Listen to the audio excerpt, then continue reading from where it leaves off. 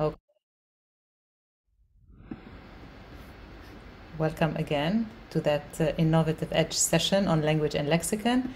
I will now hand it over to Moses. Moses Isoba, the floor is yours. Thank you, and good evening, good morning, good afternoon, wherever you're calling in from. Welcome to this innovative session where we're presenting quite an exciting subject that the team has been working on for so many months. And it's our sincere pleasure that you decided to join us, and we hope a couple of other people would be joining us.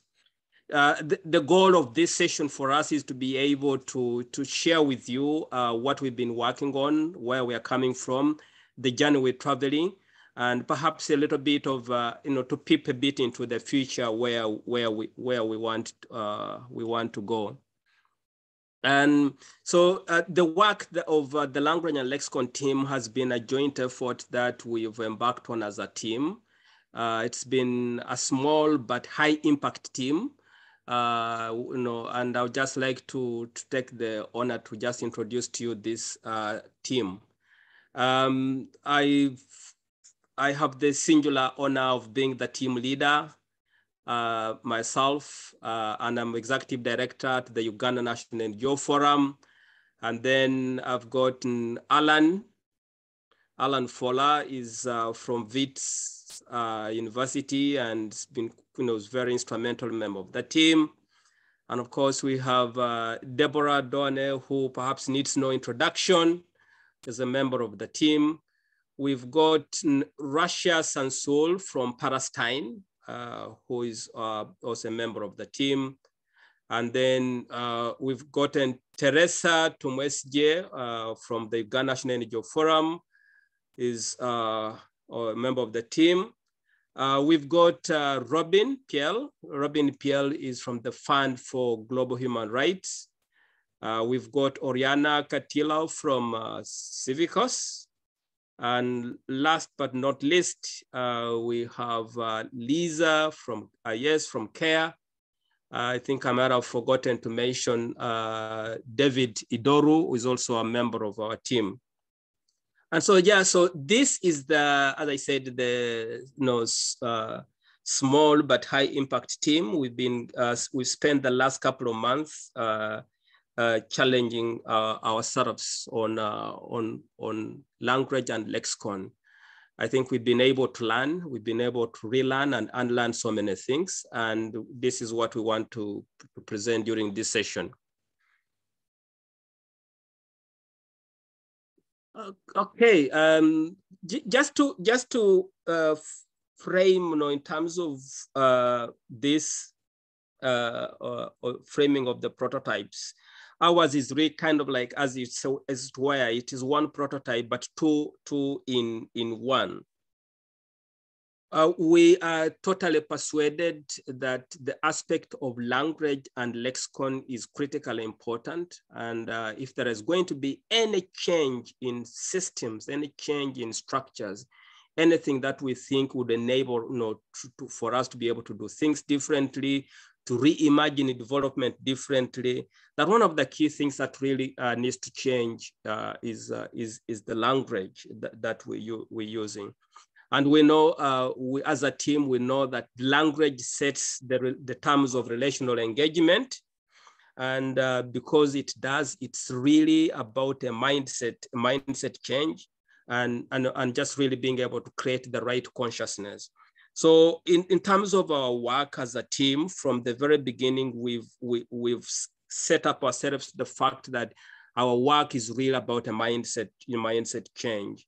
And about creating consciousness amongst the people to be able to know what then needs to be the right language, what needs to be the right lexicon to use.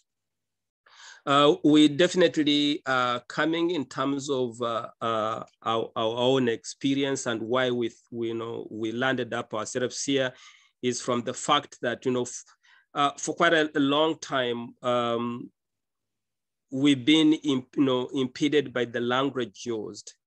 And, some of us who come from, the former, say, British colonies, we speak more English than anything else. And while that may seem to be something that, gives us a sense of pride, it at the same time remains a bottleneck between ourselves and the communities where we want to work. And so we find ourselves, having to do translations, and wherever doing the translations, it comes with a bit of power symmetry between the one who is doing the translation and the one who is being translated. And of course, there's always loss of quality of the conversation. And of course, the situation gets worse when we begin speaking, in development jargons. We saying all sorts of things, whether we're saying sustainability, whatever that means, what is resilient, whatever that means. I know we've often had this, conversation in our team where people, from the north come to visit the field, as and yet for us, the field is something else. So it is all this, power symmetry that comes as a result of the fact that development has been primed to be in English, development has been primed to be in Spanish, development has been primed to be in all these languages. And that in itself is a problem that we would like to change. But even more important and of urgent need, and which we've been working on, is the language itself, and the lexicon, the phrases that are used that are racial, racist in nature, they are sexist, they are, so we say, pejorative, so to say, and we think that these are, the statements, words, idioms, phrases that needs to be changed, and so that then we can actually address the power symmetry. So that's where we coming from as a prototype team, and where we really need to go. And we think that there are areas of stuckness where we are stuck as a system. And this is something that we would like to address ourselves. But of course, to do this, to get rid of these bad, racist, sexist, colonial languages or words, that is going to be there's going to be a need for a mindset change. And we provide not in any way tools, as it were, but we want to work into a process that can be actually be able to change and make things better. So that's where we are coming from, and a bit of the journey that we've traveled to date, and where we are now, and then where we would like to go forward. Of course, we all know, as a prototype team, are looking at developing an AI type of system which can actually be able to work as in form of like being able to detect and raise red flag for this kind of words, kind of idioms, kind of phrases, and be able to tell you why we think that is problematic, and quickly provide you an option, just like a Grammarly would do. So just in a bit of what we're working on, and why our heart beats for this prototype of language and lexicon. Yeah. Thank you, Moses, for that framing. And I was wondering if you could share with us one personal experience-based story that impacted you, a real story involving the use of inappropriate, colonial, racist language. We all have these experiences, these personal stories that we can build on. And I wonder if you could start with that, and maybe this will prompt other people in the audience to want to share also their personal stories that are actually the basis for that prototype, right? Like, this is the lived-in experience of people that brings you to change the language. So would you start? I think for me, really, what has always challenged me is when colleagues from the North tell me, oh, we're going to have this meeting during autumn. We're going to have this meeting during spring. And then I'm just at loss because I don't know what is spring, besides knowing we bed spring. And I just don't know. I mean, we've been taught that the year has 12 months of January to December. And so when people talk about summer, when we live with summer from January to December, then I just don't quite understand. And so I always wonder why colleagues from the North would not use the months of the year, which is universal language, and then perhaps prefer to use seasons, which are only seasons in the North, because nobody really would make sense of summer or autumn or spring. I don't know. We only know, and so that's really challenging for me. And it's one of those things that I felt something needs to change. And I mean, also as a little boy growing up in the countryside, knowing that yes, we went to the field to gather our food. That's where we grow food. We grow sweet potatoes. And then, having, people visiting us from Brussels and said they are coming to the field, gives you just the impression that they're coming to the potato garden, where you pick things. And then, but we often got surprised when the same people left Brussels to go to London. They would never be going to the field. They would be going to visit another partner in Brussels. So it started to think, asking myself, are we just a field of, where we grow cabbages and potatoes, and then the other is the real partner?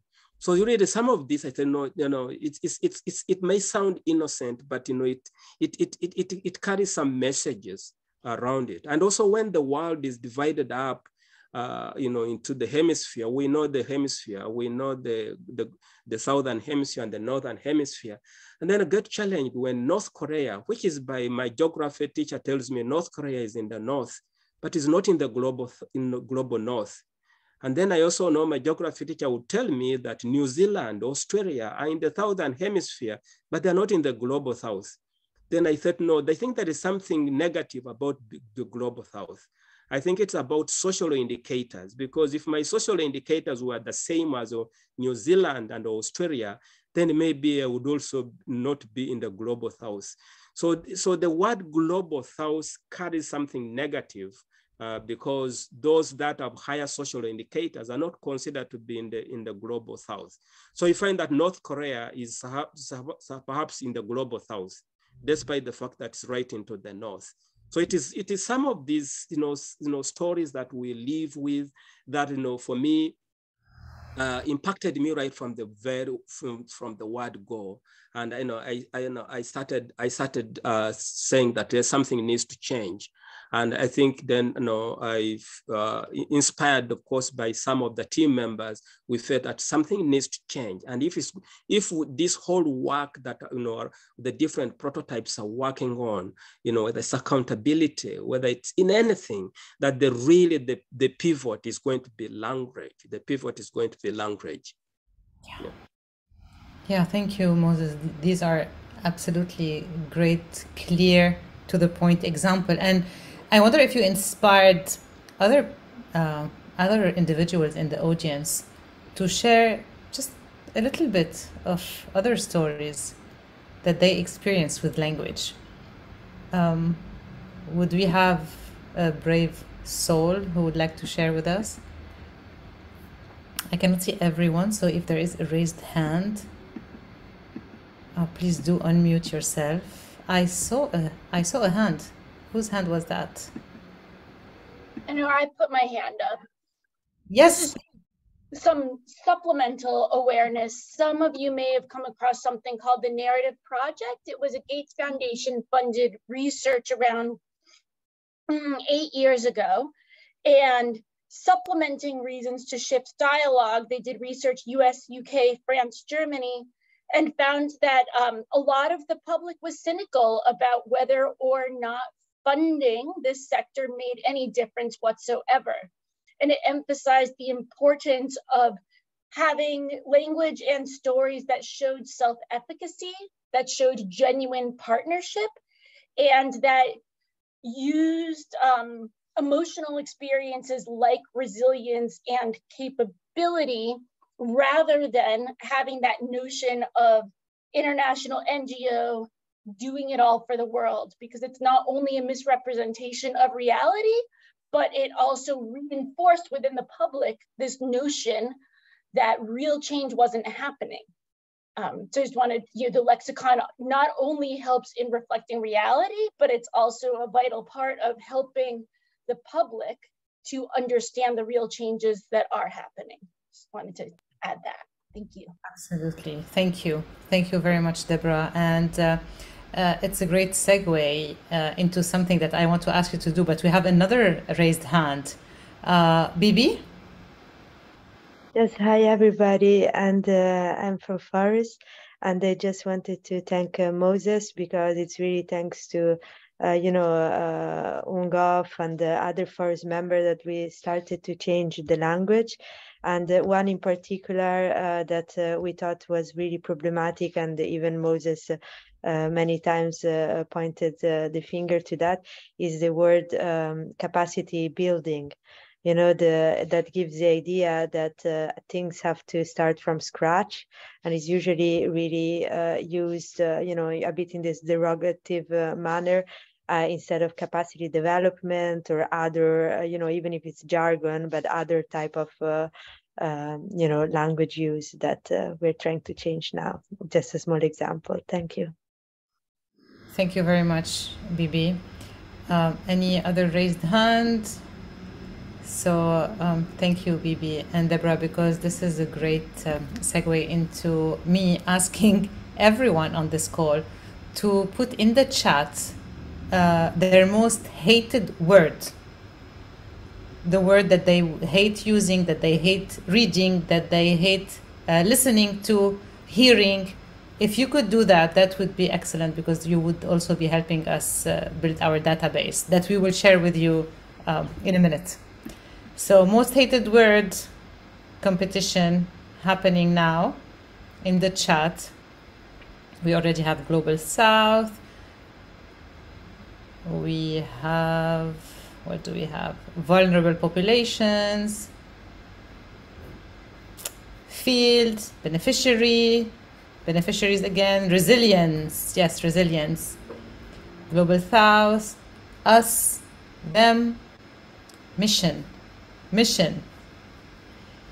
The poorest, also the word intervention, the word capacity building, beneficiary again, field again, we have some winners it seems, beneficiary, but what to use as an alternative.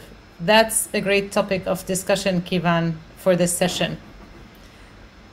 Russia, beneficiaries and marginalized, poor people, capacity assessment, beneficiaries again, the poorest. We will deliver programs. Again, beneficiaries, capacity building, it's coming again and again. We will deliver impact. Field is also one of the most hated words. Third world. Wow, that is a lot. Empowerment, pro-poor, poverty, voiceless, marginalized, vulnerable. Excellent, excellent. The acronyms as well. The experts. Expat. Yeah, expat, yeah. Subaltern. Wow, thank you. Thank you for this contribution, but please keep it coming. If you're inspired by anything that will be shared in that session, please do add it in the chat. That is an immense contribution to what this prototyping team is trying to do. And now I'm gonna hand it over to Alan, who is going to talk about the first aspect of the prototype, which is the lexicon. He will introduce us to it, the context. He will present the lexicon document, what it is, how it came to be, what its purpose is, etc. So I'll invite Alan Fowler. Welcome. Thanks. I hope everybody can hear me okay. Yes. As you probably may be also hearing, I'm pretty nasal.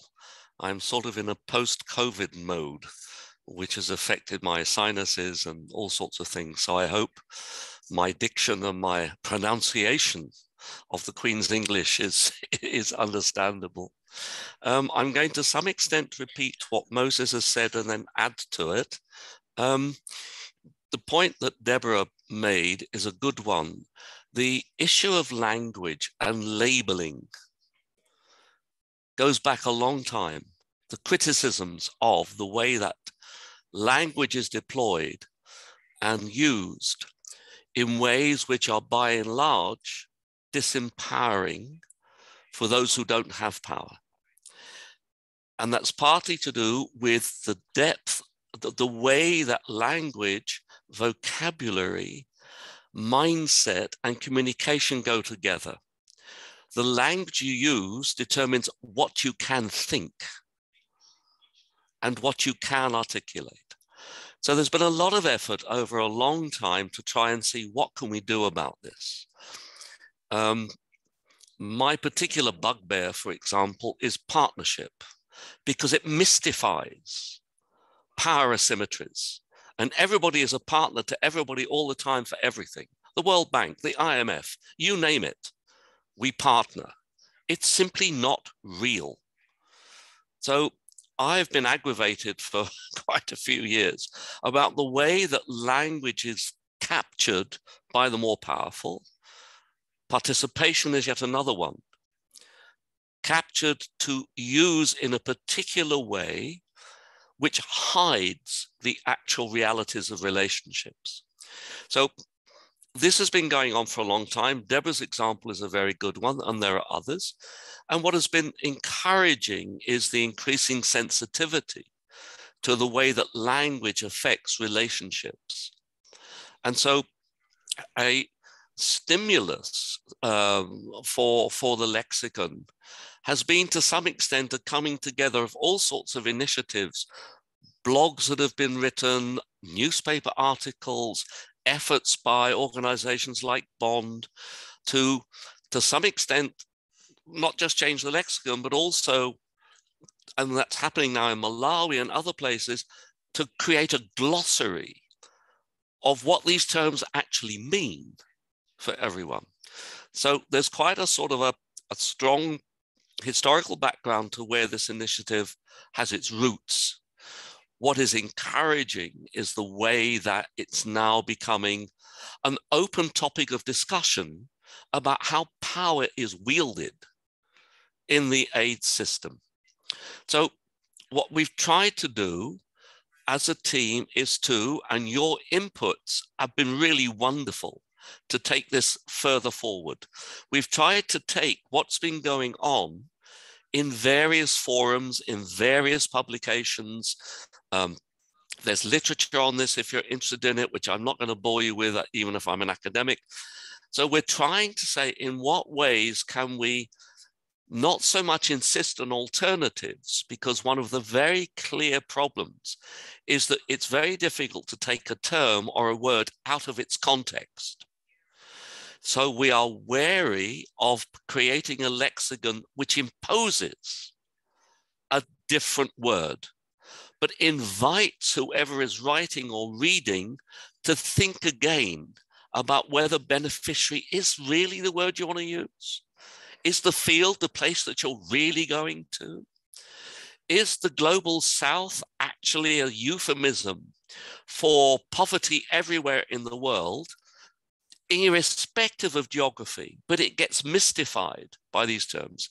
So what we've had at the moment, what Deborah is sharing, is a very first, with your additions, I'm sure, which will improve it, a first attempt at saying, can we first explain why the term, the idiom, is a problem? That's in the red text. And then, is there an alternative that you can consider? So it's, as Moses has kept saying, it's more about a mindset change and an alteration in organizational behavior and culture than it is a mechanical, you swap this for that. That will be a misreading of what the lexicon is meant to be about. It's meant to prompt, as Moses said at the beginning, consciousness and awareness of standing back and thinking, gosh, beneficiaries, is that really what I actually mean? Is the label, the poorest, a designation of us for them, rather than a designation of themselves. We're imposing an identity. So this lexicon is, I can assure you, just the starting point of what is a prototype which is going to be tested in the days to come. And David will talk about that a little bit, where an innovation, if I dare use the word, which is prompted by the wonderful Deborah Duane, was to say, why don't we actually see if there's a way of using IT to do this? For two reasons. It's scalable and it can be for free. What is needed is for organizations to actually take it on board and put it into their normal daily systems and ways of working. And that will be a challenge, which we'll talk about later. And it will also be the major criteria for whether this prototype is going to gain any traction. It's the extent to which people pick it up and use it. Now, that slide was very quick. Some of the words that you have put forward are there, some are not, which is very good for us. As we start to do from a beta version, we start to move on to another version, and we can add words, but bearing in mind, we are not insisting you must use this instead of that. We're offering alternatives that prompt your own thinking about that word, that idiom in context. We can't decontextualize language. We can't decontextualize words.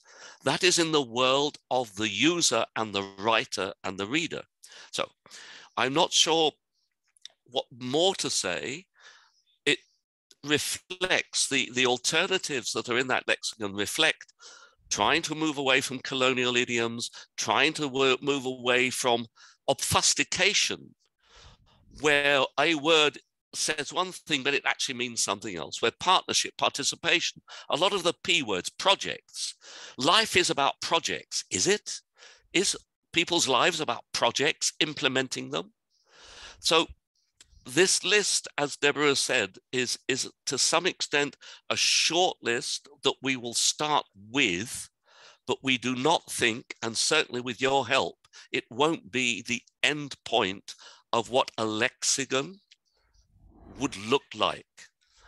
And hopefully with what David will talk about, an ease of access via the web, where you can simply use it and build it into your way your organization not just works, but thinks. So let me stop there. I tend to get a bit worked up. That's a long story. So thank you very much for listening. Obviously, questions, Q&A will come. I've tried to explain the background, what it's trying to do, and we will now in the rest of this session talk a little about the how we're going to be trying to do it. So Miriam, is that okay? Can I hand back to you? You can. Thank you. Thank you very much, Aaron. That was super clear. And as you said, we're going to discuss later on what could become of that and how different users could build on it and also tap into the wisdom of the crowd to see how they can see it from the outside and what can they suggest as well.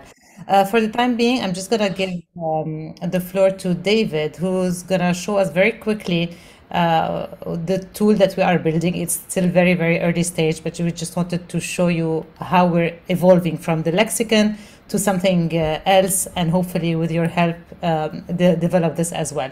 So David, if you could show us what you have, thank you, and maybe a contextual explanation as well. Okay, thank you very much.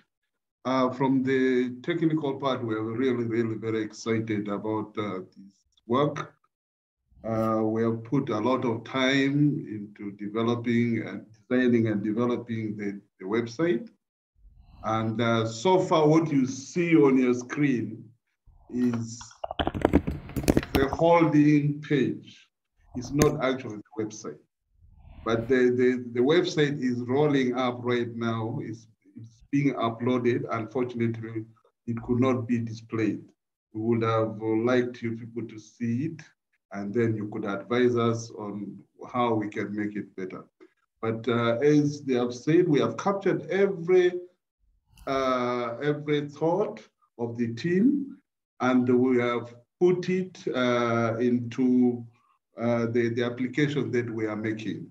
So far, what we have done so far is that the website is able to highlight, flag out flag out their unfriendly words, and the website is able to give an alternative word, and the website is able to allow the person to choose whether to use, just like what Alan and Moses spoke.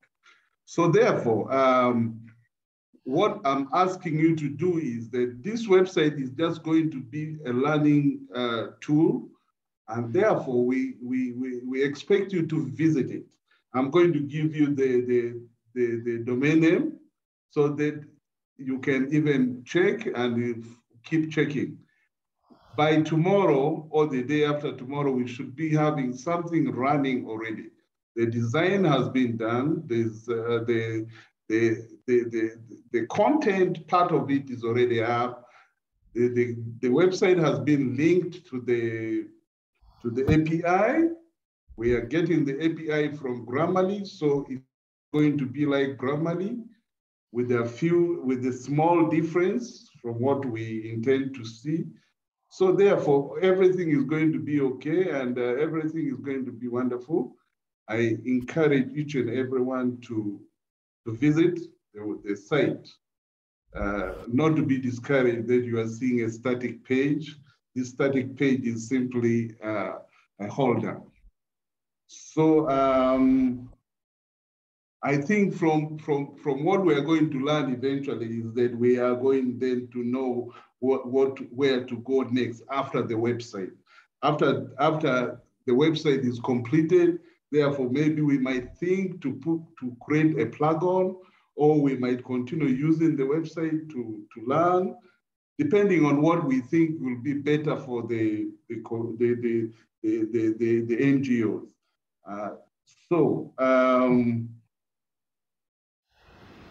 Another thing that we thought we could also encourage is maybe, okay, if we can have the plug-on for most of the common browsers, Edge, Chrome, Safari, Firefox, that will be decided eventually by the team and by those who are going to be involved in the whole process. And then we will then maybe also go to the level of creating an application that can be installed, that can work with Outlook, they can work with Word, they can work with WordPerfect or something like that. But those are things that we can think about and maybe apply them in future. But for the time being, the website is going to be available, most likely tonight. As it loads up, you'll be able to see it, and then we'll be able to let us know where we can change and change the design in one place or another, depending on the content that we need to put up. Thank you.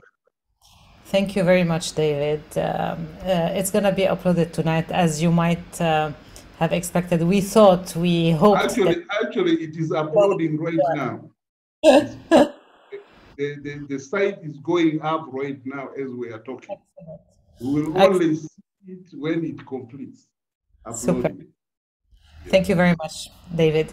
And seeing that, based on what you were saying, I wonder if, Alan, you can guide us through some of the ways this tool could be used. So who could use it? And how could they use it for now? How do you see this happening, like in a real case? If it was a communication officer, for example, how could he use it? If it was people doing advocacy? There are all sorts of creative ways. Most organizations have what you could call a core process. And because of the aid system, this relates to allocating and reporting on resources. So one way is to ensure that core process is informed by language which is not derogatory, it is not prejudicial, so that just trying to make sure that the core documents that you have, organizations have systems in which they do what they do and they report on what they do. And because of the aid system, this is premised by and large on resource transfers and resource use. So try and make sure for a start that those processes, core processes, the core documents, the templates that you use are sensitive. Then there are different departments. There are departments that try and raise funding. There are departments that try and communicate results. There are various departments that again have their own languages that they need to communicate with external audiences in particular ways. Deborah again gave a very good example of the way that some communications overstates for marketing and other reasons what the fundraising organization is doing in, let me call it, lower income countries. I'm going to try and avoid the global south. Lower and middle income countries. Name them. Don't phase them away into it's the global this and the global that. Be specific. And then try and attribute cause and effect to where it belongs, which is by and large with communities that are the carriers of change. If it's to be enduring, let me dare use the word sustainable. What we're looking for is enduring change. And that happens there. It happens where the rootedness of these processes are. So again, choose a lexicon that is respectful in your communications of what you portray yourself as, in communications that try and portray the identities of others not as the poorest, the vulnerable, the this, the that. You are labeling them in ways which are often quite pejorative. And it's not how people see themselves. If they're surviving in difficult conditions, they are resilient. They are determined. They have capabilities that can be added to, but it's not that they start from zero. So there are various ways. Look at your core business processes. Look at your different departments. Look at your stakeholder groups. And each would need to have a lexicon adaptation which is meaningful for them, but also respectful of those who are justifying your existence in the first place. So I'm not sure, Mariam, if that's enough examples. No, that's great. And I will build on what you were saying to invite Deborah in, because we had discussed an example and maybe Deborah would also want to add to that. Thank you. So I think what we wanted to do with this prototype was create a universal tool. So I know Isabella has messaged to say that a lot of the INGOs are working on lexicons. We trolled a lot of the common assets. And what we really wanted to do was create a tool that you can all use. And that's what David, we were hoping to have it live today, but as in all IT and development, everything always takes longer than you hope it will, but it should be live soon. And the idea is you can, I think, use it a couple of ways. One is you simply load up a document that you're about to put out. It could be a call for proposals. It could be a report, anything, a website, any communication. And that it will scan automatically and say, hey, are you sure you want to use this word? And suggest the alternative that we have in that list. Really simple. And we want to trial it out with that small list to begin with to see how people use it. But you can also imagine it as a really useful advocacy tool. If you were an organization working on trying to influence the language and ways that people communicate, you could load up donor reports, INGO reports and highlight all of the poor usage of language. And you could do a ranking. There's any number of things. So we really want to hear from you how you might think you would use this prototype. And I think we're going to discuss that a little bit later. But it's very much trying to use technology. AI, I don't know if it's AI. I'm not an IT expert. One thing I do want to share is what we really struggled with, which speaks to a whole issue around the skill set of the INGO movement. We really struggled with getting people to help us on the technology side. We put a lot of calls out to people, and I know there's techie people in all of the INGOs, but it's not someone that we would normally collaborate with, right? We collaborate with program people, the CEO, the policy people. So just a little flag up to people, if anyone wants to help us develop this tool, we could really use some IT expertise. I will answer Anne's point. At this moment, it is only in English, but obviously we would want to extend that to at least some of the other main languages, I should think. But our next prototype, which we're going to talk about, part of this prototype does speak to other languages.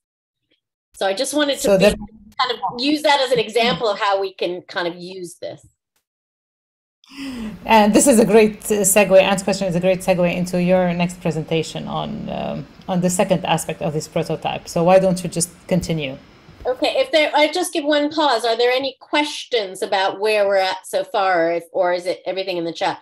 Does anyone want to speak to a question before I do the next presentation, which I'm very excited about? If someone has a burning question, you can definitely ask it now. If not, we will have enough time after that presentation for exchange and conversation. So write down your questions somewhere. Deborah, you go. Okay, so I just have to personally say I was so excited about this prototype because it takes something that's common to all of us, that we can create a prototype really easily, actually. And it's one of those things, like a lot of the prototypes will take time for organizational change and culture change. And what we wanted to do is some low-hanging fruit that you could do easily. Now, the second part of this prototype, the idea came from Moses. Sorry, Moses, I'm going to speak on your behalf here, who said to me, why can't people speak in their own language or communicate to donors in their own language? Why does it always have to be mediated by someone who's English speaking, possibly educated in the West, or worked for an INGO? And we've heard that from several people in the lab over the first few months. So in the inquiry phase. So it was proposed to say, well, there are translation software tools out there. Maybe we can start with the written form at least. So we tried out an example using Luganda, using Google Translate. And we had an organization write to us in Luganda to do a mock proposal. And basically in less than about 3 minutes, we translated it. And we said, did we get the gist of that translation? Yeah, it was pretty good, actually. And it put the burden on INGOs and funders to do that translation. So I'm going to show you very, very quickly how easy it is to allow someone to communicate, at least in writing with us, in their own language. So I hope I get the technology and I hope I've closed all my windows. So bear with me. Maybe someone. Excellent. Okay, so you can see my desktop screen. So what I have here is a small 2 paragraphs in Swahili. I don't know Swahili. I know a lot of people do know Swahili, but isn't this interesting? Look, we have Swahili. And I'm going to go over to Google Translate. Now, this is when I just Google search Google Translate, I get this up on the web. I'm going to go on to the actual online tool. And it says detect language. I'm not going to detect language. I'm going to choose documents. And I'm going to choose the language I want to translate from. In this case, we're going to do, where are we? Swahili. Swahili to English. I'm going to browse my computer. And upload this document. Hopefully everything will work. So it's on my desktop. I'm going to do this one. So there is the document that, sorry, no, this one here. Yes. Careful. Yeah. There is the document that Moses shared with me. I'm going to open it. I'm going to ask it to translate. And before we know it, it's translated. Let's download the translation. Let's open up my downloads. Boom, boom, boom. Language brief. There it is in English. Yeah. That's how fast it was. And I can tell you for even 4 pages, it's just as fast. How interesting is that? And, you know, if you have a quick scan of this, it's a proposal to for this prototype that's been written in Swahili. I think David's a Swahili speaker. I think was it David Aduru who did this. You know, it's pretty good. It gives us a complete idea how much funding they would require, what the tool will do. The only difference I can see between Swahili and English is the translation from idea carrier to idea bearer, which is pretty much the same. I'm going to stop share. So what we want to be able to do is find a way to normalize this practice. Some funders do use it. I don't know that it's well used in the INGO sector. And we'd really love to talk about how you think this and the other tool can be used. Would love your comments and thoughts about that, because we haven't gotten so far as how do we mainstream this prototype. I know there's other translation software which people have indicated. They don't use the African languages, for example. It's really only for some of the main languages. I think you can get obviously French, English, Spanish, Indonesian, but a lot of those wider indigenous languages or national languages are now starting to be used quite heavily on Google Translate. So I just wanted to share that with you. Where are we next? Questions, comments, thoughts, additions from the team, my lovely team. Angela, you have a question. You're on mute. There's always one, isn't there? I'm sorry. There's always one, and it's usually me. My name's Angela Crack. I'm from the University of Portsmouth, and I specialise in translation and interpretation in development NGOs. So obviously very excited to be part of this session. Thank you very much for your presentations today. Look forward to checking out the new website when it's live.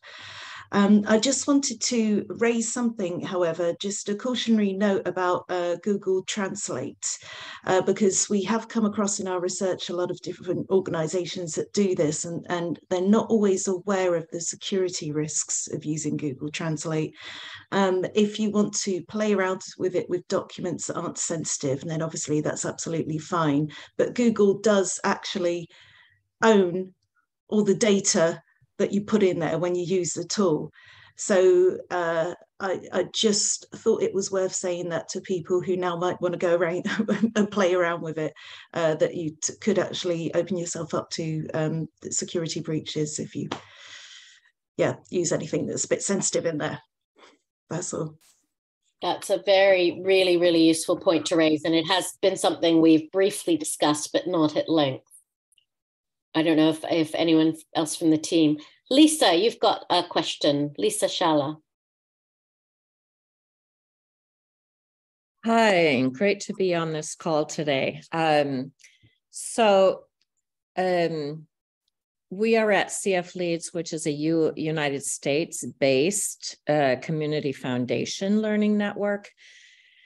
But I lead kind of a branching off of that is a network of community foundations across the Americas. And so our primary languages are English, Spanish, Portuguese, and then we have some French and Haitian Creole in there as well. So I wrote in the chat some of the things that we're already doing. We were able to convince the US-based organization that it's okay to receive these applications in different languages. We primarily use either Google Translate or DeepL is another one that's possible, but we also, like, we don't rely entirely on that. We're really careful about developing relationships with philanthropy support organizations in the countries where we work, and actually have a lot of back and forth about, are we understanding this correctly? So really helping each other back and forth with that language support. And I mean, I noticed some small differences between the two tools, but I mean, it's a great start, I think. And if we really are working internationally, then are our relationships internationally also, you know, moving towards this change and really helping each other out for this change. Investing interpretation has been absolutely key in participants really feeling like they are equal at the table and have a chance to share the deeper meaning around what they're doing. So that's been fantastic. So I love this session. I love the fact that we're talking about it, and we share it with everybody, every organization that we talk to, especially within the United States, just all of this constant process of the importance of language. So thank you so much for presenting all of this as well. Thank you. Alan, you've got your hand up, and that there's a really good comment, if you don't mind me saying, from Esther in the chat, is the challenge of funders being able to accept different ways of doing things. And we were very conscious about saying, actually, we need to put the burden on funders and INGOs, not on the people, to change the way they communicate. They should be able to use their stories and the richness of their language. I know, Moses, that's something you talk about quite a lot. I'm going to bring in Alan, and then Moses, I'm going to come back to you actually to see if there's anything that you want to add. Yeah, it's a little bit my fantasy world of when we're further down the track, there will be perhaps a way of connecting the lexicon to the translation software, if that makes sense. Because how Google translates a particular word or whatever other software, or how it's sensitive to words that perhaps are better alternatives, that doesn't do that. Grammarly does it, but Google Translate doesn't necessarily do that. So sort of a way down the track, but hopefully not too far, will be to say, once we've got enough experience with the lexicon, which is slightly different to a glossary. So a glossary of terms is not the same as a lexicons of idioms and phrases. So they relate to each other, but we're not into doing a glossary. Others are, and I think they're doing exceedingly good work. I know that Angela is involved with one in Malawi, which is great. And there are others. So ideally, we would eventually bring the lexicon and the translation software together. But that may be fantasy on my part or far too ambitious. But there is not of a game plan, but there is an idea that we eventually do connect the two once we've proven them. And the proving them will be by the people who use them, not the technology as such. It's the application of that technology, which will be our measure of success. That you, as international NGOs, as local NGOs, whoever you are, find them useful. And it alters the balance of power in your relationships. It takes away some of the mystification and the misuse of language. That's what lies behind this long game. Thank you for putting up with me again, Deborah. Your pleasure. Moses, would you want to add anything and to what Alan has said? No, maybe just really to add on something very quick, and this is the comment that Esther has done. I mean, right now we find ourselves in the situation that a proposal is not a proposal until it has been sprinkled or laced with certain words. You want to have resilience, you want to have sustainability in there, you want to have, so all that. And like we did mention that I think we're gonna have to post the burden also onto the funders and the INGOs to be able to, to take a conscious and deliberate departure from, being wedded to those kind of words, to being able to just understand and appreciate that it's not about certain phrases or words in the proposal, but, that other words, other language can actually be, bring that to the fore. So that's important. And it's still, I say, it points back to the aspect of mindset change. But and also important to the kind of work that we're doing with this under this prototype, we know that it's a process, and we're gonna be able to achieve as we go along. We know that perhaps having translators in the room creates a semblance of making people feel that they are. But we also know that those who translate you have a level of power that you're actually giving them. And so when I go into my community, the fact that I understand English and I'm the translator, in a way, I'm sort of a quasi gatekeeper. I have power that is brought to me because of translation. So why do we celebrate that translation is one way to go, but we think that it has its own flip side, because translation creates superiority and versus inferiority. So that's something that I just also wanted to echo. And and the grocery is going out another good way, and people are doing good work around that. But it's kind of like, adjusting to the problem rather than solving the problem. Because if you create a grocery dictionary, it's kind of like you're adjusting yourself. Okay, there are all these words that come up.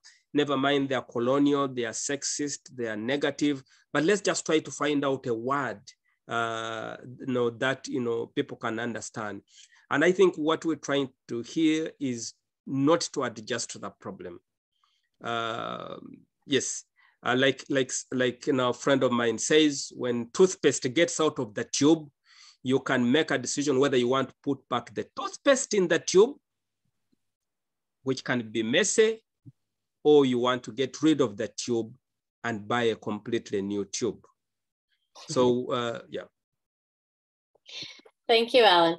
I'm going to call on Angela again. Now, Angela's got a case study, and because Ringo is very much about, we're not doing everything ourselves. We've heard there are examples out there of people trying things out. There's some innovative practice.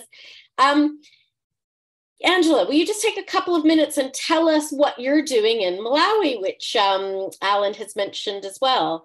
Please share. Thank you very much, Deborah.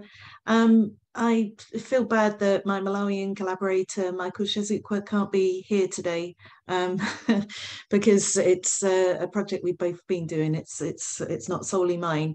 But essentially, I was involved in a project which looked at problems of translation and interpretation with development NGOs. And we decided to try and come up with some kind of solution to it, which was to produce a glossary.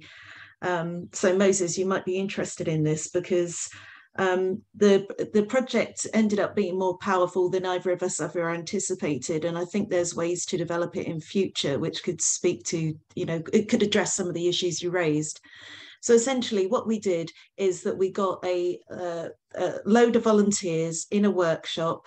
They were not professional interpreters or translators. They were regular people, if I can use that phrase, who just had some experience of development work, and they all spoke Chichewa and English.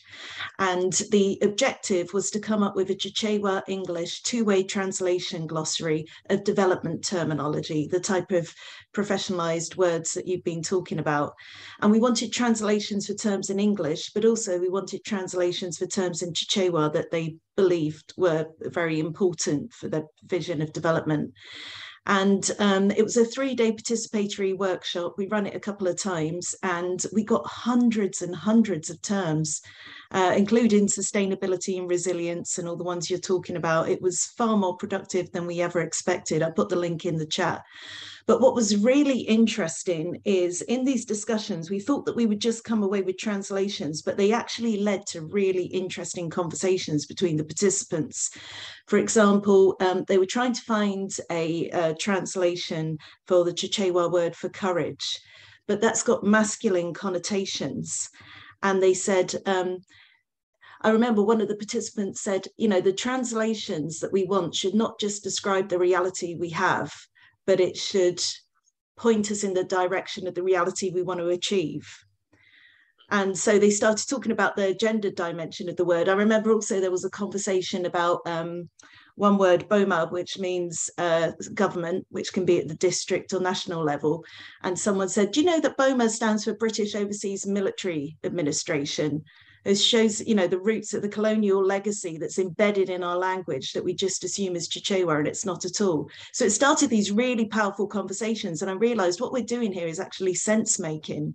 And this participatory method that we're using that could actually be something you could do at the early stages of a development project, perhaps to establish shared meanings and understandings about what a project should all be about and what you're trying to achieve.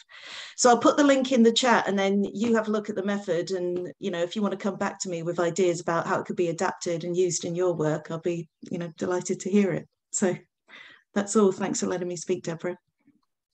Thank you so much. I'm tempted to hand back to Miriam to take on the next session. I feel like I've spoken too much. Miriam, can I hand over to you? Yes, of course, Deborah. And I was thinking about some follow-up questions on what we just discussed, and thinking about what are. So I have 3 questions that I'd like to throw out and have people's feedback about, like just in an informal discussion like we're doing now. And one of them is, what would be some of the challenges you could foresee in adapting these prototypes? So some of them were mentioned regarding security, regarding change in mindset, regarding the flexibility of partners in doing so. And I wonder if we dig deeper, if you can think about other challenges as well. Anyone has anything to add? Or dig deeper into those challenges that we already mentioned?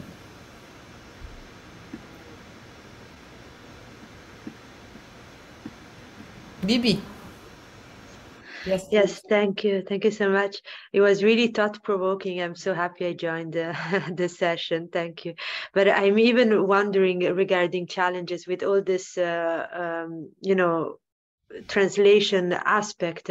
I also think that visually it would be very powerful sometimes in documents also to keep the original language, like literally visually, you know, that we can see the Sanskrit script, or that we can see, you know, different scripts that maybe enlarge even more this whole issue of representation, because language it's an art form, the calligraphy, etc. And maybe it's something that we could experiment, even if we write an article that has been translated from you know, Nepali to English, but maybe at the end to keep a quote or something in the original language or something like that. Yeah, it was just a thought coming from all these conversations. Thank you. Yeah, thank you, Bibi. This is also very much welcome. All your thoughts about how this could evolve. So this is one of the ways this could evolve, like by keeping some parts of it. Sabina. Yeah, hi there. Hi, everyone. So I think I want to dig into this challenge that you mentioned around mindset, because there's 2 really specific things within that, which I've personally experienced when trying to sort of further this agenda. So the first one is around the sort of defensiveness behind the intention of the word. So people saying, I'm using that word because it's a commonly used word and because that's what funders use, but you know that's not what I meant. You know that that's not who I am. and that is not the meaning. And so it goes to the point that I think there was a question earlier in the chat about language being subjective and the intentionality behind that language. And that often comes back to me as like a reason why people shouldn't change their language, or if they are going to change it, then they need to see others, including funders, do it. So that's one thing that'd be interesting to reflect on. And then the other one is around when I'm working with people, so development professionals, INGO staff in a particular country, and I'm the odd one out in that situation. So I'm the foreign person coming in and talking about language and what you should do and what you should say and what you shouldn't. But these are people who are citizens of this particular country talking about other people in their country using some of these terminologies, which I believe to be inappropriate and to have this huge power imbalance. And I recognize that power imbalances don't just exist between, like, internationally, it's nationally as well, but it's also, it stalls the conversation when you've got, for example, a Tanzanian saying to me, well, I am Tanzanian and this person is also Tanzanian. This is how we describe each other. And so it's very difficult for me to come back and say, well, I'm an outsider, but this is the word that I believe you should be using. So I just wanted to give those sort of specific examples and nuances and just hear some reflections. Yeah, thank you, Sabina. This is great insight, and this is a way to actually dig deeper into the challenges beneath the surface. Thank you for sharing that. Alan, I know your hand is up. I just want to see if anyone else from the audience would like to add something to that challenge question. Something prompted maybe by Sabina's intervention. Rasha, great to hear from you, Rasha. Hi. Hello everyone. I am Rasha. I was part of this development of the lexicon.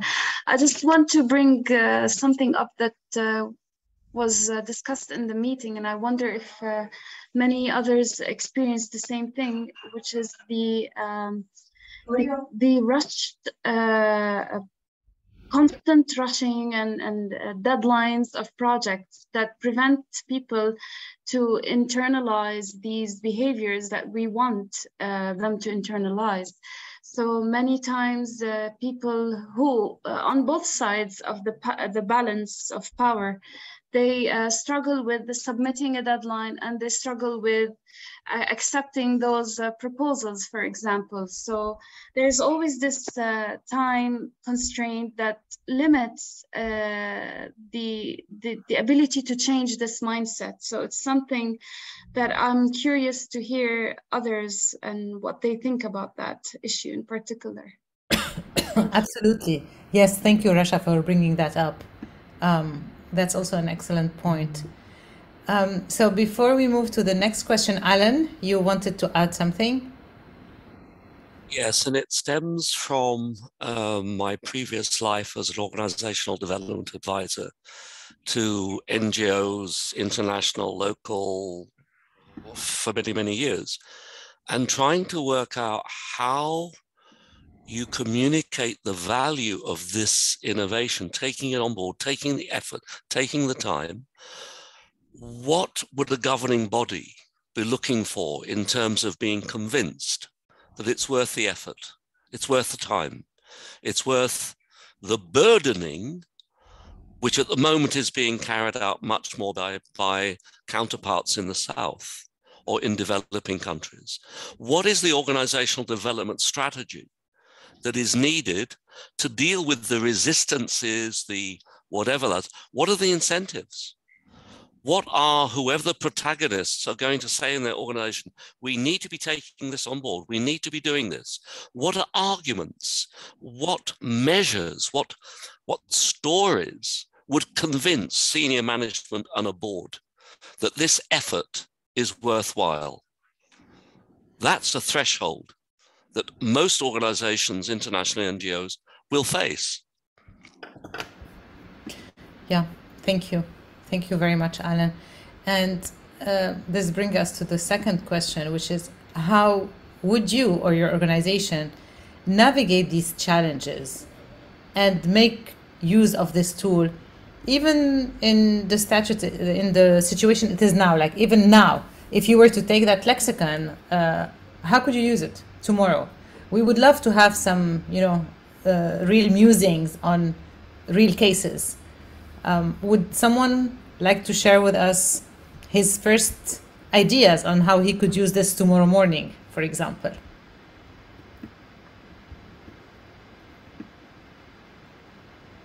And again, we are in the realm of experimenting and sharing ideas together. So a real question, just to add, oh, Lisa's got her hand up. I'll just add one thing. When we talk to people about this, how do we get people using different language? We're not, to mainstream that in organizations.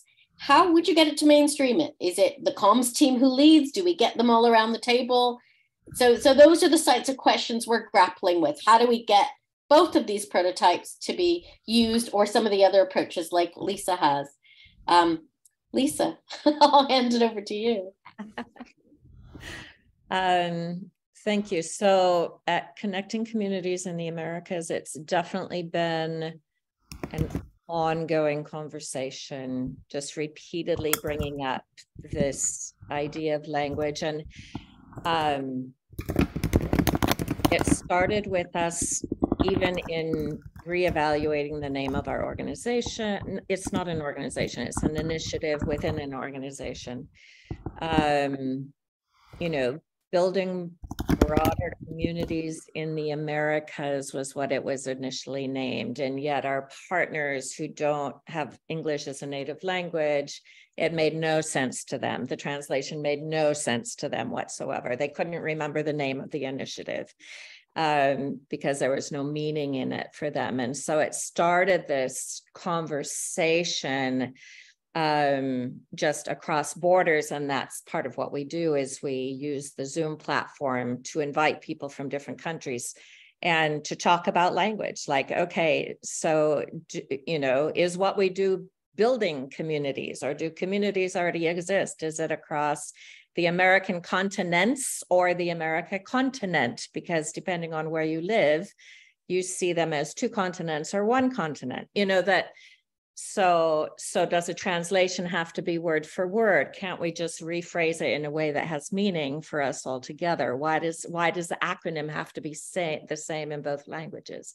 So it was very much the participants. And in this case, we were the funder, and our participants are receiving funding from us. So it was a conversation and an invitation to the grant making process and to the naming process and mission defining process to really hash out a lot of this language. And so a lexicon like this, I think, is extremely useful.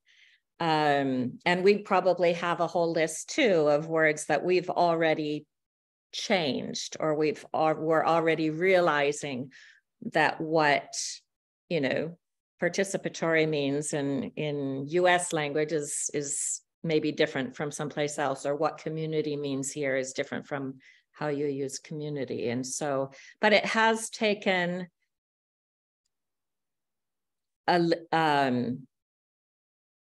we're trying to, it started lower down, right, in the organization. And so it's gradually working its way up to the leadership. So it's taken longer to get the leadership buy-in. I think there's generally goodwill, but actually changing language and changing processes has taken longer. So I think this is just a great tool to use, to pilot, and then to show, and then to get feedback from participants, like, what did it mean to you to be able to speak in your own language?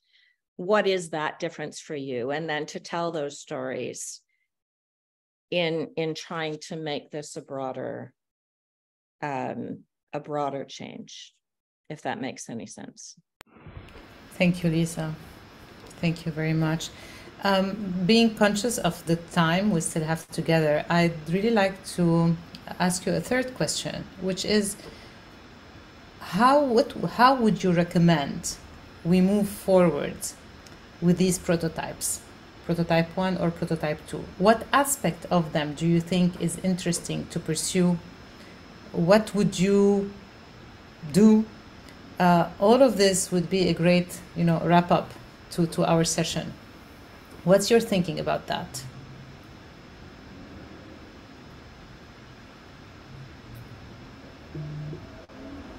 Do we have a raised hand? So now that you've heard about it, is there anything specific that drew your attention? A part of what we discussed that you think is more interesting or that has more potential or future?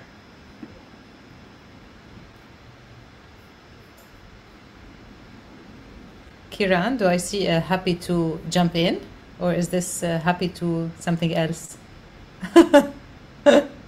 Or is it a follow-up in the chat? It's a follow-up in the chat. We definitely, so the whole process of prototyping is not getting things perfect. It's just to try stuff out. This RINGO is reimagining by doing. And I don't know if David is still in the room here. It was his phrase, reimagining by doing. So we need people to try things out.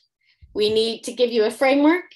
We need to try things out, and we need to get feedback, and we test it again. So anyone who wants to join our process, I've put the email for RINGO into the chat, and we can connect you with Moses and team to help do that. But if there's any ideas you want to share here, that would be terrific. Thank you. And again, you can put that in the chat. If you need more time to think about it, you can, as Deborah said, reach out to us. And meanwhile, maybe you'd like to give it a thought. But meanwhile, Moses could share with us, just in a couple of minutes, Moses, because we already touched upon that, the challenges, right? The challenges that this team encountered while trying to develop that prototype. This is also interesting in the sense of where could we move to, or how to move forward, knowing what challenges we faced. You're muted, Moses. I think, one, the first challenge is that we had the bottleneck that, it's a mindset change. And I mean, oftentimes if it's, you are presenting a tool, you're presenting something that, people get and, take. But, what we working on here is, a mindset change. And as Deborah said, it is something that people need to get on, use, and tell us it's working, it's not working, so that, we can be able to proceed in an iterative manner. And because it's not because it's a mindset change, it's a process that we're working on, and so that is really not. I mean, I don't like to present that as a challenge, but I think something that we must keep at the back of our mind as so. But in terms of challenge, is that I think it's the lack of expertise or the lack of skill sets when it comes to being tech savvy or digital savvy, because as a team, we took really some time trying to call out, the support in this area. And that is something that did not come out. So we don't know whether it's the lack of skill sets in that particular area, but I think that was and is actually a bottleneck. We had actually hoped that today would have this website up and running, but it's not up and running now. It's just being uploaded, and the reason is because it really took us time to be able to get people who are tech savvy, but people who understand where we're going. Because I think this whole language of this whole aspect of language and lexicon, it depends on how people understand and want to use it. Is it just about, getting inclusive communication? And yeah, if that is the only way, then maybe you can get a shortcut. Is it a way that we would like to get, something that we want to do a radical change and be able to get rid of certain words, certain idioms? Maybe that again may take another dimension. So one is about the tech survey, as that was a bottleneck, was a challenge. But then 2 is just being able to get, to be clear on what we want to get. But as a prototype, we reimagining by doing as Deborah said, learning along the way, building the ship as we sail. Yeah. Yes, thank you, Moses. So before we wrap up, we still have a couple of minutes. If someone would like just to add a comment, add a suggestion. And maybe I mean just one last thing. And I mean Angela has just put in the chat something very interesting. And I think we had a conversation of that in our team, where somebody was saying, "Oh, I speak Arabic, but if you asked me to send a proposal in Arabic, maybe I wouldn't." So it's not very surprising that USAID gave an opportunity for people to write in Kichewa, and then there was no application. I think 2 things. One is that we've lived with the problem for quite a long time, that we have formatted our minds to think like that. And so, a proposal is a proposal if it's written in English. So if a funder comes and says, "Can you present this in Kichewa?" the default setting is to think in English and write it in English. So when invited to do something, it takes time. And so,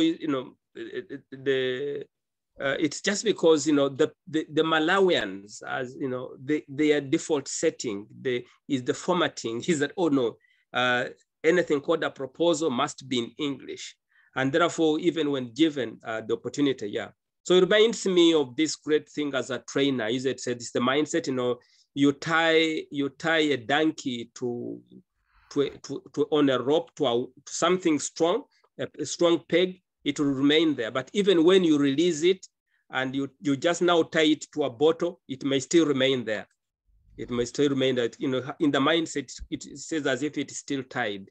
So again, that I think it underscores the fact that, yes, we're gonna have to take time to be able to change the mindsets of people, both of those of the communities we work with, but also the funders as well. Yeah. So it's a very interesting comment, Anne, that you put there. Yeah. Thank you, Moses. Maybe some closing remarks from Deborah and Alan, or Deborah or Alan. Anyone who would like to. I think we've only got about a minute before the next closing session. We invite you all to join informally. There are lots more sessions over the week. Please check your platform to find out what.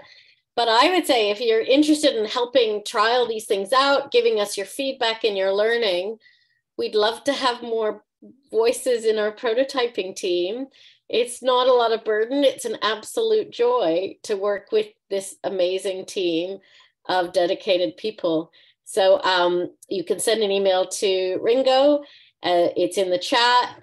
We'll put you in touch with Moses and team. You'll will hopefully benefit from a wider group of people who are really just learning as we go. And that would be my main plea in closing for this. But I guess it's mainly to say, yes, we need to shift mindsets, but there's also some things we can do to nudge this along a little bit further. There's been a lot written on this. Let's just get on with it. I don't know if any of my colleagues want to add, but that's my final closing remarks. Super. Thank you. Thank you very, very much, Deborah, Moses, Alan, David, and all of you who spent this hour and a half with us. And hopefully we'll see you in another session later today, tomorrow, the day after. And please do reach out and stay in touch. Thank you. Bye. Thank you so much. Thank you so much. Yes, thank you. Bye. Bye-bye, everybody. Bye-bye. Thanks for the education. More to come. Bye. Bye-bye. Bye. Tech team, may I ask you to save the chat, please? Great. Thanks.